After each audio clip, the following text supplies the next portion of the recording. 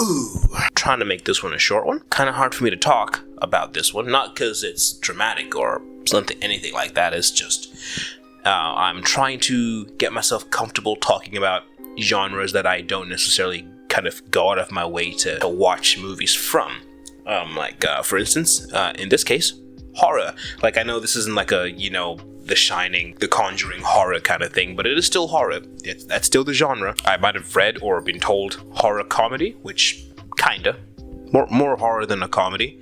Maybe because the comedy for me didn't hit great. It kinda did, sometimes. Bodies, Bodies, Bodies. The movie title that makes me think of that one clip from a show I've never seen where the guy's just going, Bodies, Bodies, Bodies, Bodies! Bodies, Bodies, Bodies. And that's kind of all I kept thinking before I went to see it. I don't really tend to watch horror movies. They're not really my thing. I'm a little bitch. I don't like being scared. I don't like being jump scared.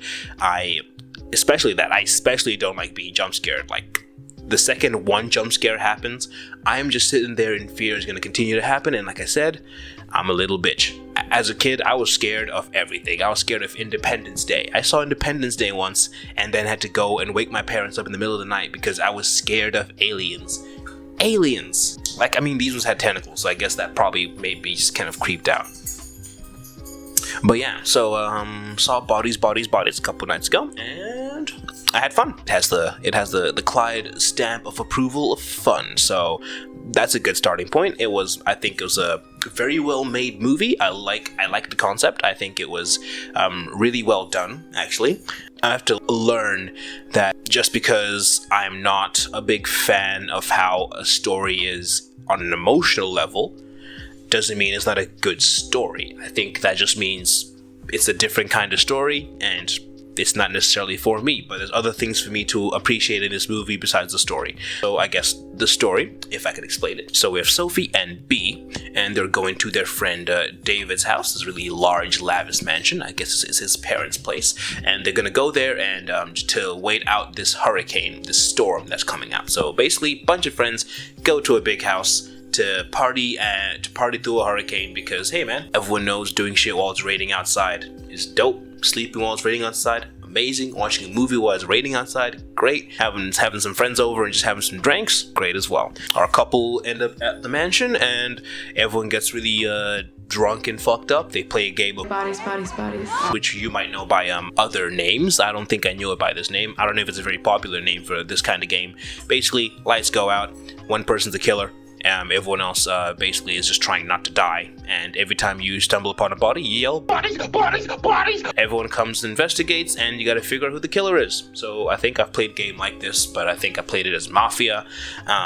Like I said, everyone's got a version of this game. It's not all the same thing. There's lots of tensions among all the characters, and eventually David, who is Pete Davidson's character, dies. After he dies, it's a whole murder mystery about who done it, who did it, who killed David, and then eventually other people. I do like how this played out. It definitely kept me guessing, kept me thinking the whole time about who the potential killer could have been. Because it's one of those things where our main character is basically it's more told through B's perspective than anyone else. So she's kind of basically our main character. But we don't know much about her. She's very soft-spoken. She's not very out there. I mean, she just party with the people, but that doesn't say much. And so you begin to wonder: is it B? Is it B's girlfriend? Is it one of the other friends? Who could it be? Who is it? Who killed David? I'd say I was gonna say hijinks ensue. It's a horror thriller comedy. So it's kind of hard to say hijinks ensue when you're talking about literal fucking murder, but that's what happens, basically. It's kind of like a Benny Hill sketch of murder, just to figure out who killed who, and it's definitely also a story about a group of people who don't like each other, but have known each other for so long and have so much history that they continue to hang out, despite genuinely not liking each other, and gets to a point where, could any of them be a murderer? Yes, because everyone seems to have a reason why they would like to murder someone else, and that's kind of the intrigue of the movie. That's what drives it. That's what makes the plot work. You thinking who it could be and going through the clues in your head of what you know about each person, and then kind of ultimately coming to the conclusion of, would they kill someone over it? Interesting shit. I liked that. I liked that aspect of the movie.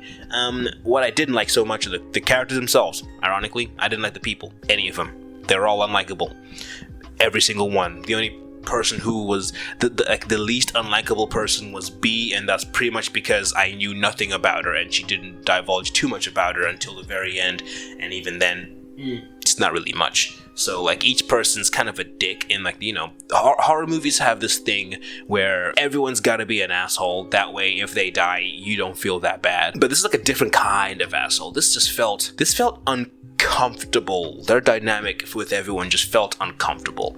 So on one hand, I could have imagined any of them being the murderer, but at the same time, I'm just sitting there the whole time going, why are y'all friends? None of y'all like each other. Like, one of them brings a random fucking 40-year-old dude, probably not 40, but them being in their early to mid 20s and him being in his like mid 30s to 40s, red flag, weird. Why is he there? That's creepy. She only knew him for 2 weeks too. Not a great idea to bring a guy you've known for 2 weeks off Tinder to a place where you're stuck in a hurricane with them, and then people end up dying. Probably not a great idea. Then we have the usual dysfunctional couple where they obviously don't like each other, but they're both staying out of convenience. We have, the asshole girl. We have the dumb girl. We have the one who's been through a bunch of trauma, but then everyone resents them for it, and they've not been a great person in general. So, the dynamic with everyone, it makes sense in terms of telling the story, but in terms of me enjoying the characters, not so much. I don't think I liked any of the people in this movie, and even with other horror movies I have seen, I have liked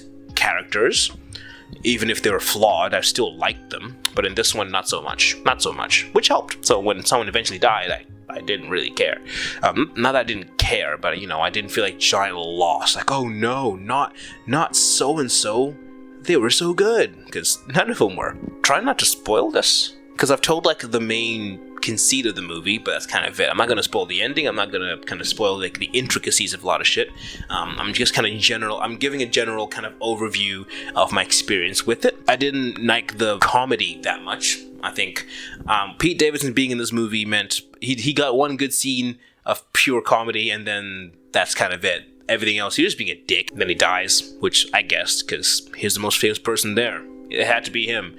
You don't book Pete Davidson to make him the fucking main character of the movie and live through the end. Nah, you book him to kill him, so that people feel sad he's dead, or people who don't like him, who don't like Pete Davidson, like, fuck yeah, he's dead. So yeah, like the comedy kind of goes. It's hard to tell sometimes if it's not for you or you just don't find it that funny. I think it's a bit of both. There's some things I definitely thought were funny, but some things I think were a bit too trying to be modern, which felt to me like they aged the second they were said, which is kind of ironic, but that's how it felt to me.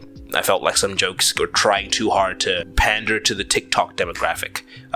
Look, not shitting on people who are on TikTok. I'm on TikTok, but the TikTok demographic. Not me, who's 26 years old. They're talking about younger people than that, and they want these jokes to, appeal to them, which makes sense. It does make sense. If you're writing a story for a generation, you'd like the jokes to resonate with that said generation. But I feel like the way they were done here, a bit too on the nose. I think it's too early to be making TikTok humor that is going to be timeless. I think it's going to end up sounding very boomery, or just kind of trying too hard to be modern, and then you end up just kind of losing the joke. I like the music in this. The music is actually pretty damn cool. Like the suspenseful music, great. This is the second movie that I've actually kind of wanted to get the soundtrack for. Bullet Train being the other one, which of course that one was mostly a bunch of original songs or remixed songs, but that was cover songs. Sorry, but that was pretty cool. I like how that was done, and I do like how the music in this was done. I've been meaning to track down who did the soundtrack and get that shit on Spotify and just bump it. Would I say this was a successful horror comedy?